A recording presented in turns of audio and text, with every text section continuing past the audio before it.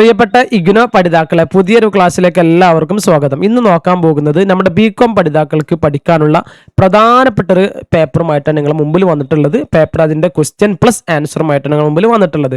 ഏതാണ്? E commerce എന്ന് പറയുന്ന പേപ്പറാണ് കേട്ടോ മക്കളെ. ഏതാണ്? BCOS 184 E commerce.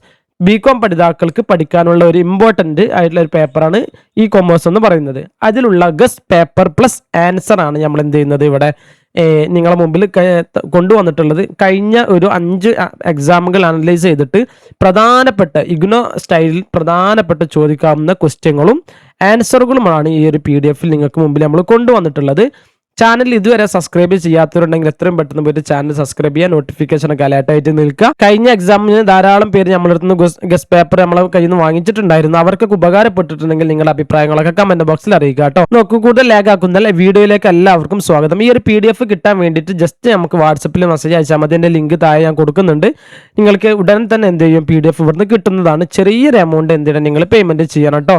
കൂടുതൽ നിങ്ങളെ കൊണ്ട് കഴിയുന്ന രൂപത്തിലുള്ള ചെറിയ നിങ്ങൾക്ക് താങ്ങാവുന്ന ഒരു പേയ്മെന്റ് മാത്രമേ വരുന്നുള്ളൂ. അത് പേയ്മെന്റ് ചെയ്ത് കഴിഞ്ഞാൽ ഈ ഒരു PDF നിങ്ങൾക്ക് ഇവിടുന്ന് അയച്ചു തരുന്നതാണ്. ഓക്കെ, ഗസ്റ്റ് പേപ്പർ 2026 മാത്രം ഫോക്കസ് ചെയ്തുകൊണ്ട് ഡിസംബർ അതേപോലെ തന്നെ ജൂൺ 2026 എക്സാം എഴുതുന്ന വിദ്യാർത്ഥികളെ ഫോക്കസ് ചെയ്തുകൊണ്ട് തയ്യാറാക്കിയിട്ടുള്ള പ്രധാനപ്പെട്ട ക്വസ്റ്റ്യൻ പേപ്പർ പ്ലസ് ആൻസർ ആണ് ഇതിനകത്ത് നമ്മൾ ഇൻക്ലൂഡ് ചെയ്തിട്ടുള്ളത് കേട്ടോ. എന്തൊക്കെയാണ് ഇതിനകത്തുള്ളത് നോക്കൂ. വാട്ട് ഈസ് ഇൻസൈഡ് എന്താണ്? 12 ക്വസ്റ്റ്യൻസ് പ്രധാനപ്പെട്ട കഴിഞ്ഞ ഒരു 5 എക്സാം അനലൈസ് ചെയ്തിട്ടുള്ള പ്രധാനപ്പെട്ട 5 ക്വസ്റ്റ്യൻസ് പ്ലസ് അതിൻ്റെ ആൻസറുകളാണ്. 5 ബ്ലോക്ക് നമ്മൾ ഇതിനകത്ത് കവർ ചെയ്തിട്ടുണ്ട്. 16 സെറ്റ് ഓഫ് പേജിൻ്റെ ആൻസർ ഇതിനകത്ത് വരുന്നുണ്ട്. ഓക്കെ, നോക്കൂ, സ്ട്രിക്ട്ലി ഫ്രം ഇഗ്നോ ബുക്ക്. നമ്മുടെ ഈ ഒരു ക്വസ്റ്റ്യൻ സെലക്ട് ചെയ്തിട്ടുള്ളത് അല്ലെങ്കിൽ നിങ്ങൾക്കൊരു ആൻസർ ഇവിടുന്ന് എടുത്തിട്ടുള്ളത് കംപ്ലീറ്റ് ഇഗ്നോന്ന് മാത്രം എടുത്തിട്ടുള്ളതാണ്. അല്ലാതെ നമ്മൾ ChatGPT ജെമിനിയോ ഒന്നും വെച്ചിട്ട് ഇതെല്ലാം ഇവിടെ ക്വസ്റ്റ്യൻസ് തയ്യാറാക്കിയതല്ല, ആൻസർ തയ്യാറാക്കിയതല്ല. ഓരോ ബ്ലോക്ക് വൈസ് മാപ്പ് ചെയ്തിട്ട് ലാസ്റ്റ് 5 സെഷൻ അനലൈസ് ചെയ്തിട്ട് മാത്രം തയ്യാറാക്കിയിട്ടുള്ളതാണ് മക്കളെ. ഈ ഒരു PDF ഇനി ആരെങ്കിലും വാങ്ങുന്നില്ലവർ നിങ്ങൾ പ്രധാനപ്പെട്ടും ഈ ഒരു 12 ക്വസ്റ്റ്യൻ നോക്കാതെ ഒരിക്കലും എന്ത് ചെയ്യരുത്, നിങ്ങൾ എക്സാം ഹാളിലേക്ക് പോകരുത്. ഈ ഒരു 12 ക്വസ്റ്റ്യൻസ് വളരെ ഇമ്പോർട്ടൻ്റ് ആണ്. ഏതൊക്കെയാണ് 12 ക്വസ്റ്റ്യൻസ് നമുക്ക് ഓരോന്നായിട്ട് ഡീറ്റെയിൽ ആയിട്ട് നോക്കാം. ഒന്നാമത്തെ ക്വസ്റ്റ്യൻ നോക്കൂ, E commerce meaning and advantage കേട്ടോ. ഒന്നാമത്തെ ക്വസ്റ്റ്യൻ വളരെ ഇമ്പോർട്ടൻ്റ് ആയിട്ട് 20 മാർക്കിന് ചോദിക്കാവുന്ന ഒരു ക്വസ്റ്റ്യൻ തന്നെയാണ്. ഒന്നാമത്തെ ക്വസ്റ്റ്യൻ നോക്കൂ. Question 1, meaning, advantages and disadvantages of e-commerce കേട്ടോ. E-commerceൻ്റെ അഡ്വാൻറ്റേജും ഡിസ്അഡ്വാൻറ്റേജുമാണ് എന്ത് ചെയ്യുന്നത് ഇതിൽ ചോദിച്ചിട്ടുള്ളത്. 20 മാർക്കിൻ്റെ ക്വസ്റ്റ്യൻ ആണ് മക്കളെ. 2025 ജൂണിൽ ചോദിച്ചിട്ടുണ്ട്, 24 ജൂണിൽ ചോദിച്ചിട്ടുണ്ട്, 2023 ജൂണിലും ചോദിച്ചിട്ടുണ്ട്. ഓക്കെ, പിന്നെ ബ്ലോക്ക് 1 സെക്ഷൻ A പ്രകാരമാണ് ഈ ഒരു ക്വസ്റ്റ്യൻ വരുന്നത്, അല്ലെങ്കിൽ ഇതുമായി ബന്ധപ്പെട്ടുള്ള ക്ലാസ്സുകൾ നടക്കുന്നത് അല്ലേ. 20 മാർക്കിൻ്റെ ക്വസ്റ്റ്യൻ ആണ് മക്കളെ. 450 വേർഡ് നമ്മൾ കംപ്ലീറ്റ് എഴുതിയാൽ മാത്രമേ ഫുൾ മാർക്ക് കിട്ടുള്ളൂ. എന്താണ് ഇഗ്നോ സ്റ്റൈലിൽ ഇഗ്നോ മേ ബി എക്സാമിന് ഇങ്ങനെയാണ് ചോദിക്കാറുള്ളത്. What is e commerce? എന്താണ് ഇ കൊമേഴ്സ് എന്ന് പറയുന്നത്? ഡിസ്കസ് അതിൻ്റെ advantage disadvantage of e commerce കേട്ടോ. ഇ കൊമേഴ്സിൻ്റെ അഡ്വാൻറ്റേജും ഡിസ്അഡ്വാൻറ്റേജും വിശദീകരിക്കാൻ വേണ്ടിയിട്ടാണ് പറയുന്നത്. പ്രധാനപ്പെട്ട ഒരു ക്വസ്റ്റ്യൻ ആണ്. ഇതില്ലാത്ത ക്വസ്റ്റ്യൻ നമുക്ക് പ്രതീക്ഷിക്കാനേ പറ്റൂല. ഇതെന്തായാലും നിങ്ങളിത് നോക്കിയിട്ട് വേണം പോവാൻ. മീനിങ് ഓഫ് ഇ കൊമേഴ്സ് നമുക്ക് ഹെഡിങ് ആയിട്ട് എന്ത് കൊടുക്കുക? Meaning of e commerce. നമ്മൾ എക്സാമിന് ആൻസർ എഴുതുന്ന സമയത്ത് കറക്റ്റ് ടൈം പാലിച്ചുകൊണ്ട് എക്സാം ഹാളിലേക്ക് ചെന്ന് കഴിഞ്ഞാൽ നമ്മുടെ കറക്റ്റ് ടൈം കൺട്രോൾ ചെയ്യണം. നമ്മൾ 2.5 മണിക്കൂർ അല്ലെങ്കിൽ 3 മണിക്കൂർ വരുന്ന ഒരു എക്സാമിന് നമ്മൾ എന്ത് ചെയ്യണം? നമ്മുടെ ടൈം മാനേജ്മെന്റ് ചെയ്യണം. പിന്നെ നിങ്ങൾ എന്ത് ചെയ്യരുത്, അപ്പുറത്തേക്ക് ഇപ്പുറത്തേക്ക് നോക്കിക്കൊണ്ട് സമയം വെറുതെ ലാപ്സ് ആക്കി കളയരുത്. നിങ്ങൾക്ക് കിട്ടുന്ന ആൻസറുകൾ ആദ്യം നിങ്ങൾ എന്ത് എഴുതി തുടങ്ങുകയാണ് ആദ്യം ചെയ്യേണ്ടത്. പിന്നെയോ ഈ ഒരു ക്വസ്റ്റ്യൻ്റെ ആൻസറാണ് നിങ്ങൾ എഴുതുന്നെങ്കിൽ ആദ്യം നിങ്ങൾ മീനിങ് ഓഫ് കൊമേഴ്സ് നിങ്ങൾ ഹെഡിങ് കൊടുക്കുക അല്ലേ. പ്രധാനപ്പെട്ട ക്വസ്റ്റ്യനിലുള്ള പ്രധാനപ്പെട്ട ഒരു പാർട്ട് തന്നെയാണ് ഇത് വരുന്നത്. ആ മീനിങ് ഓഫ് ഇ കൊമേഴ്സ് എന്നുള്ളത് നിങ്ങളൊരു ഹെഡിങ് കൊടുക്കുന്നു. ജസ്റ്റ് അതിനടിയിൽ എന്ത് ചെയ്യുക, അണ്ടർലൈൻ ചെയ്ത് വെക്കുക. അണ്ടർലൈൻ ചെയ്ത് വെച്ചിട്ടില്ലെങ്കിലും കുഴപ്പമില്ല. ബോർ ആവാത്ത രൂപത്തിൽ എന്ത് ചെയ്യണം, ഹൈലൈറ്റ് ആവുന്ന രൂപത്തിൽ മീനിങ് ഓഫ് ഇ കൊമേഴ്സ് എന്നുള്ളത് അവിടെ നോക്കുന്ന ആളുകൾക്ക് കാണാൻ കഴിയണം. എന്നിട്ട് താഴെ ഇതുമായി ബന്ധപ്പെട്ട എന്തെങ്കിലും ഇക്വേഷനോ അല്ലെങ്കിൽ ഇതുമായി ബന്ധപ്പെട്ടുള്ള വേറെ എന്തെങ്കിലും കോട്ടുകളോ ഡെഫിനിഷൻസ് എന്തെങ്കിലും ഉണ്ടെങ്കിൽ എന്ത് ചെയ്യാൻ നിങ്ങൾക്ക് അതിവിടെ എഴുതി കൊടുക്കാവുന്നതാണ്. ഓക്കെ, അപ്പോൾ ഇതെന്ത് ചെയ്യണം, നിങ്ങളൊരു ഡബിൾ ഇൻവെർട്ടർ കോമ ഇട്ടിട്ട് തന്നെ വേണം ചെയ്യാൻ വേണ്ടിയിട്ട്. ഡബിൾ ഇൻവെർട്ടർ കോമ ഇത് പഠിച്ചു പോവാ കേട്ടോ. ഓക്കെ, ഈ ഒരു PDF ആവശ്യമുള്ളവർ നമ്മളായിട്ട് കോൺടാക്ട് ചെയ്യാൻ നിങ്ങൾക്ക് എല്ലാ പർപ്പസിനും ഉപയോഗിക്കാൻ പറ്റും. പ്രിന്റ് എടുക്കാൻ, അത് നോക്കി പഠിക്കാൻ എല്ലാ പർപ്പസിനും നിങ്ങൾക്ക് ഇത് ഉപകാരപ്പെടുന്നതാണ്. അപ്പോൾ e-commerce is A concept that explains എന്ന് പറഞ്ഞിട്ട് തുടങ്ങുന്ന ഈ ഒരു വരി ഉണ്ടല്ലോ, ഇത് നിങ്ങൾ എന്ത് ചെയ്യുക, കംപ്ലീറ്റ് ആക്കിയിട്ട് എന്ത് ചെയ്യുക, അവിടെ നിങ്ങൾ ജസ്റ്റ് ഇവിടെ എഴുതി കൊടുക്കുക. ദെൻ താഴെ ഭാഗത്ത് നിങ്ങൾ എന്ത് ചെയ്യുക, ജസ്റ്റ് ലൈനൊക്കെ വിട്ടതിന് ശേഷം വൃത്തിയായിട്ട് e-commerce ഈസ് ആൻസർ ഫോർമാറ്റ് എന്ന് പറഞ്ഞിട്ടുള്ള ഈ ഒരു ഭാഗം ഉണ്ടല്ലോ, ഇത് മൊത്തം നിങ്ങളൊന്ന് വായിക്കുക. ഇത് നോക്കിയിട്ട് എന്ത് ചെയ്യുക, ഇത് കറക്റ്റ് നിങ്ങൾ ഇതേപോലെ തന്നെ ഒന്ന് എഴുതി വെക്കണം ഇവിടെ. ദെൻ താഴെ ഭാഗത്തിൻ്റെ ഈ ഒരു സാധനം ഹെഡിങ് എഴുതിയിട്ട് എന്ത് ചെയ്യുക, സൈഡ് ഹെഡിങ് ഒക്കെ ഇട്ടിട്ട് എന്ത് ചെയ്യുക, അഡ്വാൻറ്റേജസ് ഓഫ് e-commerce എന്ന് പറഞ്ഞിട്ട് ഇങ്ങനെ ഇത് നിങ്ങൾ പിന്നെ താഴെ ഭാഗത്തേക്ക് ഡിസ്അഡ്വാൻറ്റേജും എന്ത് ചെയ്യണം, നിങ്ങൾ എഴുതി കൊടുക്കണം.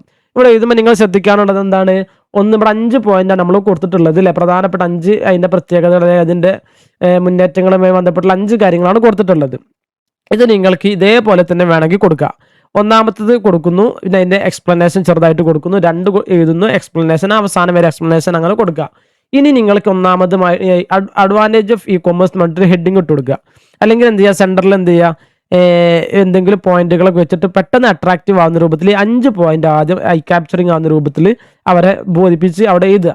5 പോയിന്റ് മാത്രം എന്ത് ചെയ്യുക, നിങ്ങൾ പഠിച്ചിട്ട് പെട്ടെന്ന് അവിടെ എന്ത് ചെയ്യണം, നിങ്ങൾ അവിടെ എഴുതി കൊടുക്കുക. എന്നിട്ട് നമുക്ക് താഴെ ഭാഗത്ത് എന്ത് ചെയ്യാന്ന് പറഞ്ഞിട്ട് താഴെ ഡീറ്റെയിൽ ആയിട്ട് വിശദീകരിക്കുക എന്ന് പറഞ്ഞിട്ട് ഓരോ പോയിന്റ് എടുത്തിട്ട് നമുക്ക് എന്ത് ചെയ്യാൻ പറ്റും, വിശദീകരിക്കാൻ പറ്റും. ഓക്കെ, ഓരോ ക്വസ്റ്റ്യൻ നിങ്ങൾക്ക് അങ്ങനെ ചെയ്യാം. നിങ്ങളുടെ ഐഡിയക്ക് അനുസരിച്ച്, ടൈമിങ്ങിനനുസരിച്ച് നിങ്ങൾ എന്ത് ചെയ്യണം, നിങ്ങളുടെ ഐഡിയ അനുസരിച്ച് നിങ്ങൾ ചെയ്യാട്ടോ. പരീക്ഷയ്ക്ക് പോകുന്ന സമയത്ത് നിങ്ങൾ എന്ത് ചെയ്യണം, നിർബന്ധമായിട്ടും പെൻസിൽ കൊണ്ടുപോകണം, സ്കെയിൽ കൊണ്ടുപോകണം. അതുമായിട്ട് വരയ്ക്കാനുള്ള ഭാഗങ്ങളൊക്കെ നിങ്ങൾ പ്രത്യേകം ഗ്രാഫുകൾ എന്തെങ്കിലുമൊക്കെ ഉണ്ടെങ്കിൽ അതൊക്കെ അടയാളപ്പെടുത്തിയിട്ട് വേണം നിങ്ങൾ പോകാൻ കേട്ടോ. ഈ ഭാഗം നിങ്ങൾ എന്ത് ചെയ്യണം, അതേപോലെ തന്നെ എഴുതി കൊടുക്കുക. മുകളിൽ പറഞ്ഞ അതേപോലെ തന്നെ എഴുതി കൊടുക്കുക. ദെൻ താഴെ ഭാഗത്ത് കൺക്ലൂഷൻ എന്നുള്ളൊരു ഭാഗം പാടെ നിങ്ങൾ കൊടുക്കണം കേട്ടോ. ഏതൊരു എക്സാം എഴുതുന്ന സമയത്ത്, നിങ്ങൾ ഇഗ്നോൻ്റെ ഒരു എക്സാം എഴുതുന്ന സമയത്ത് കൺക്ലൂഡ് ചെയ്തിട്ട് നമ്മളിന്ന് അവിടെ നിന്ന് കൺക്ലൂഡ് ചെയ്ത് കൊടുത്താൽ എന്തില്ല, ജസ്റ്റ് ഈ പറഞ്ഞൊരു കാര്യങ്ങളൊക്കെ ജസ്റ്റ് അവലോകനം ചെയ്തുകൊണ്ട് ഒരു 3-4 വരിയിൽ ഒരു കൺക്ലൂഷൻ കൊടുത്തു കഴിഞ്ഞാൽ അതിനും എന്ത് ചെയ്യും, ഇഗ്നോ നല്ല മാർക്ക് നമുക്ക് പ്രതീക്ഷിക്കാവുന്നതാണ്, മാർക്ക് കിട്ടുന്നതാണ്. ഓക്കെ മക്കളെ, അപ്പോൾ എന്ത് ചെയ്യരുത്, ഒരിക്കലും നിങ്ങൾ എന്ത് ചെയ്യരുത്, ഈ ഒരു പാർട്ട് എന്ത് ചെയ്യരുത്, മറക്കാതെ പഠിച്ചിട്ട് വേണം എക്സാമിന് വേണ്ടിയിട്ട് പോകാൻ. രണ്ടാമത്തെ, ഇനി ഒരു PDF ഇത് നോക്കൂ, ടൈപ്സ് അല്ലെങ്കിൽ മോഡൽസ് ഓഫ് e-commerce അല്ലെ, ഏതൊക്കെ തരത്തിലുള്ള ടൈപ്പ് e-commerceകളാണ് ഉള്ളത്, അതിന്റെ മോഡൽസുകൾ എന്താണെന്നുള്ളതാണ് പ്രധാനപ്പെട്ട ക്വസ്റ്റ്യൻ ആണ്, ചോദിക്കാവുന്ന അല്ലെ, എല്ലാ പരീക്ഷക്കൊക്കെ ചോദിച്ചിട്ടുള്ള ക്വസ്റ്റ്യൻ ആണ്. മൂന്നാമത്തതോ electronic payment system, credit card, debit, ഇങ്ങനെ കുറേ സിസ്റ്റംസ് നമുക്ക് പഠിക്കാനുണ്ട് അല്ലേ. അപ്പോൾ അതുമായി ബന്ധപ്പെട്ടുള്ള ഒരു തിയറി നമുക്ക് എന്തായാലും ഇവിടെ പ്രതീക്ഷിക്കാവുന്നതാണ്. പിന്നെ ഈ ബാങ്കിങ്, NEFT, അതേപോലെ ഈ കാര്യങ്ങളുമായി ബന്ധപ്പെട്ട ഒരു ക്വസ്റ്റ്യൻ എന്തായാലും നമുക്ക് പ്രതീക്ഷിക്കാം. ഇത് നിങ്ങൾ എന്ത് ചെയ്യണം നോക്കണം കേട്ടോ. ഈ ഒരു PDF ഞാൻ ഇതിന്റെ ആൻസർ പ്ലസ് ഇതിന്റെ ഓരോന്നിൻ്റെയും ക്വസ്റ്റ്യൻ പ്ലസ് ആൻസർ നമ്മൾ ഇവിടെ വിശദീകരിക്കുന്നുണ്ട്. നിങ്ങൾക്ക് ആവശ്യമുണ്ടെങ്കിൽ എത്രയും പെട്ടെന്ന് നമ്മുടെ ഈ ഒരു താഴെയുള്ള വാട്സപ്പിലോ അല്ലെങ്കിൽ കൊടുത്ത നമ്പറിൽ എന്തെങ്കിലും നിങ്ങൾ കോൺടാക്ട് ചെയ്തിട്ട് നമ്മളുമായിട്ട് എന്ത് ചെയ്യണം, ഈ ഒരു PDF എത്രയും പെട്ടെന്ന് നിങ്ങൾ വാങ്ങുക കേട്ടോ. എക്സാമിന് പോകുന്നതിന് മുമ്പ് തീർച്ചയായിട്ടും കംപ്ലീറ്റ് ആയിട്ടും ഈ ഒരു PDF നിങ്ങൾ എന്ത് ചെയ്യണം, കവർ ചെയ്തിട്ട് മാത്രമേ പോകാൻ പറ്റുള്ളൂ.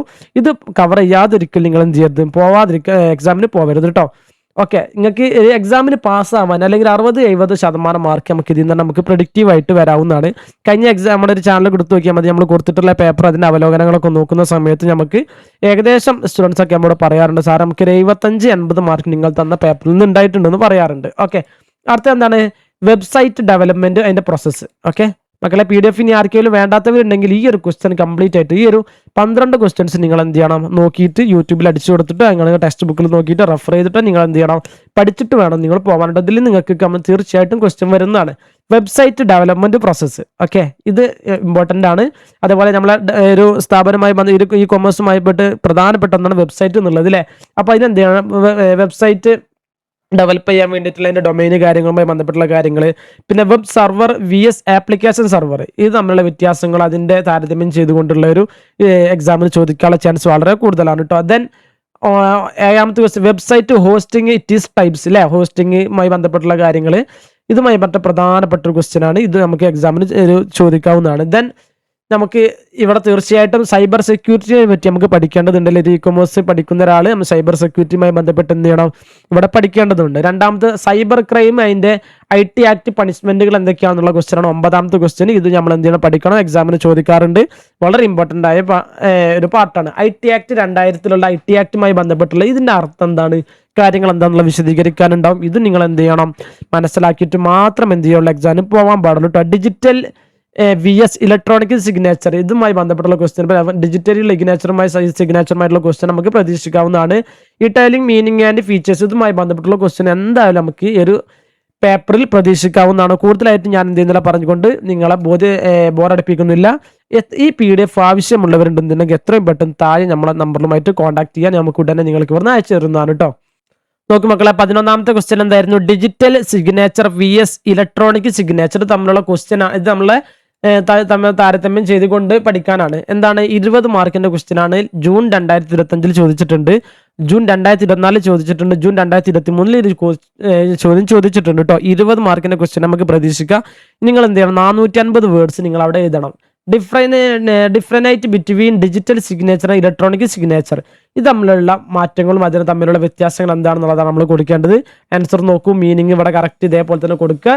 IT ആക്ട് പ്രകാരം വന്ന ഈ ഒരു റെക്കഗ്നൈസ് ചെയ്ത് വന്നിട്ടുള്ള ഈ കാര്യവുമായി ബന്ധപ്പെട്ട് നിങ്ങൾ എന്തിനായിട്ട് പോയിന്റ് ചെയ്ത് കൊടുക്കണം. ദെൻ താഴെ ഭാഗത്ത് എന്തൊക്കെയാണെന്നുള്ളത്, എങ്ങനെയാണ് അത് വർക്ക് ചെയ്യുന്നതിനുള്ള ഭാഗങ്ങൾ എന്ത് ചെയ്യണം? വെരിഫിക്കേഷൻ, ഓരോ കാര്യങ്ങൾ വെച്ച് എഴുതുക. നിങ്ങൾ എന്ത് ചെയ്യുക? ഇതിന്റെ തമ്മിലുള്ള ഒരു മാറ്റങ്ങളും ഇതിന്റെ ചെറിയ ഒരു കാര്യങ്ങളൊക്കെ ഇവിടെ കൊടുത്തിട്ടുണ്ട്. ഇതൊക്കെ നോക്കിയിട്ട് വേണം നിങ്ങൾ എക്സാമിന് എന്ത് ചെയ്യാൻ വേണ്ടിയിട്ട് പോകാൻ വേണ്ടിയിട്ട് കേട്ടോ. അപ്പോൾ ഇത്രയേ ഉള്ളൂ ഇന്നത്തെ ക്ലാസ് എന്ന് പറയുന്നത്. ഈ ഒരു വീഡിയോ നിങ്ങൾക്ക് ഇഷ്ടപ്പെട്ടിട്ടുണ്ടെങ്കിൽ നിങ്ങൾ തീർച്ചയായിട്ടും നിങ്ങളുടെ അഭിപ്രായങ്ങൾ താഴെ രേഖപ്പെടുത്തണം. അതേപോലെ തന്നെ നിങ്ങൾ എന്ത് ചെയ്യണം? ചാനൽ സബ്സ്ക്രൈബ് ചെയ്തിട്ടില്ലെങ്കിൽ സബ്സ്ക്രൈബ് ചെയ്യുക. നമ്മുടെ കൂടെ നിങ്ങൾക്ക് വേണ്ട എല്ലാവിധ അപ്ഡേറ്റുകളും ഇതിനകത്ത് വരുന്നതാണ് കേട്ടോ. നമ്മുടെ ഈ ഡിസ്ക്രിപ്ഷനിൽ പ്രധാനപ്പെട്ട ഇഗ്നോയുമായി ബന്ധപ്പെട്ടുള്ള പ്രധാനപ്പെട്ട ഫ്രീ ക്ലാസ്സുകൾ, നോട്ട്സുകൾ, അപ്ഡേറ്റുകളൊക്കെ അറിയുന്ന ഒരു വാട്സപ്പ് കമ്മ്യൂണിറ്റി നമ്മൾ ക്രിയേറ്റ് ചെയ്തിട്ടുണ്ട്. നിങ്ങൾ അതിൽ ജോയിൻ ആയിട്ടില്ലെങ്കിൽ എത്രയും പെട്ടെന്ന് നിങ്ങൾ അതിൽ ജോയിൻ ആവുക കേട്ടോ. പുതിയൊരു കണ്ടന്റുമായിട്ട് വീണ്ടും കാണാം. Okay, thank you.